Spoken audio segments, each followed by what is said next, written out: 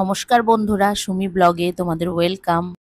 তো আজকে আমাদের মুর্শিদাবাদ থেকে কলকাতা ফেরত যাওয়ার পালা ছিল। সেই দিনের ভিডিও, মঙ্গলবার, সেই দিন 28 তারিখ।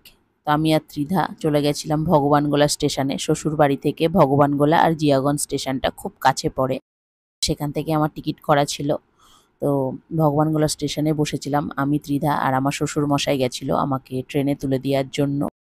তো কয়েকদিন ভিডিও দিতে পারিনি, ইন্টারনেটের প্রবলেম হয় আমার শ্বশুরবাড়ির ওখানে, আর কারেন্ট না থাকার জন্য আরও ভিডিও পোস্ট করা হয়নি, শর্ট ভিডিও পোস্ট করা হয়নি। তো এরপরে আমাদের ট্রেনটা চলে আসে, ভাগীরথী এক্সপ্রেসে আমরা উঠি।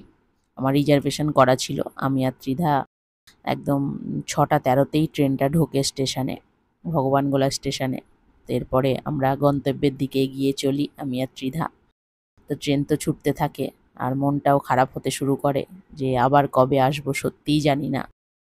আর সব জায়গায় ঘুরে জল খেয়ে স্নান করে একটু ঠান্ডাও লেগে গেছিলো আমার আর ত্রিধার দুজনেরই, জ্বর জ্বর করছিল ত্রিধার সকাল থেকেই। এরপরে শিয়ালদায় এসেই দেখি ওর বাবা চলে এসেছে আমাদেরকে নিতে। তো ওর বাবাকে দেখে ত্রিধার তো খুব আনন্দ, কী যে বকর বকর শুরু করে দিয়েছে জানলা দিয়ে বেরোনোর আগে।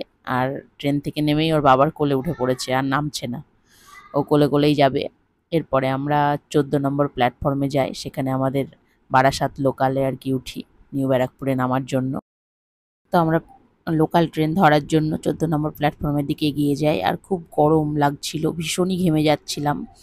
তো আমাদের গ্রামের দিকে যে গরম আর শহরের গরমের মধ্যে অনেক তফাৎ, সেটা এখানে আসার পর বুঝতে পারছিলাম।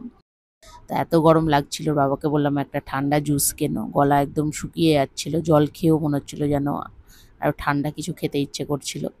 তো একটু জুস খেয়ে গলাটাকে বেশ ভিজিয়ে নিয়ে আমরা এগিয়ে যাই নিউ ব্যারাকপুরের দিকে। তো বাড়িতে নিউ ব্যারাকপুর স্টেশনে নেমে বাড়ি আস্তে আস্তেই এত ঘেমে যায়। তো এ ঘরে ঢুকেই দেখি আমাদের অর্ডার করা যে সোফাটা, সেটা দিয়ে গেছে। আমি মুর্শিদাবাদ যাওয়ার 3 থেকে 4 দিন পরেই সোফাটা ওরা ডেলিভারি দিয়ে গেছে। ওরা মোটামুটি 1 মাস সময় নিয়েছিল আমাদের সোফাটা ডেলিভারি দিতে। তো এসে ত্রিধা একদম লাফ মেরে সোফার উপর উঠে বসে পড়ে। সোফাটা কিন্তু বেশ সুন্দর বানিয়েছে, আর আমার ডিজাইনার কালারটা খুবই পছন্দ হয়েছে। এরপরে সোফাতে একটু বসে দেখে নেওয়ার পালা ছিল, কারণ এরপরে আমি স্নান করব, রান্না করব, একটু তাড়াহুড়া ছিল। তো এসে একটু সোফাতে বসে দেখে নিচ্ছিলাম যে কেমন লাগছে নতুন সোফায় বসে। তো বেশ ভালোই লাগছিল, বেশ আরামদায়ক বসে। তো এরপরে আমি স্নান করার জন্য রেডি হচ্ছিলাম, যে স্নান করে রান্না বসাবো। তো ওর বাবা বলল আসো একটু দেখিয়ে দিই তোমাকে এটা কেমন সিস্টেম। তো সিস্টেমটা আমরা দোকানে দেখতে পাইনি, কারণ ওদের ফার্নিচার রাখা ছিল বলে পুরোটা খুলে আমাদেরকে দেখাতে পারেনি। তাই ওর বাবা বলল আসো একটু দেখে নাও কিভাবে এটা খুলতে হয়, তাই একটু দেখিয়ে দিচ্ছিল খুলে। তো এরপরে আমি স্নান আর রান্নাবান্না সারি খুব তাড়াহুড়া করে। তো বন্ধুরা, ভিডিও যদি ভালো লাগে অবশ্যই লাইক, শেয়ার আর সাবস্ক্রাইব করে দিও। তোমরা সবাই খুব ভালো থেকো, তোমাদের সঙ্গে দেখা হবে আবার আমার নেক্সট ভিডিওতে।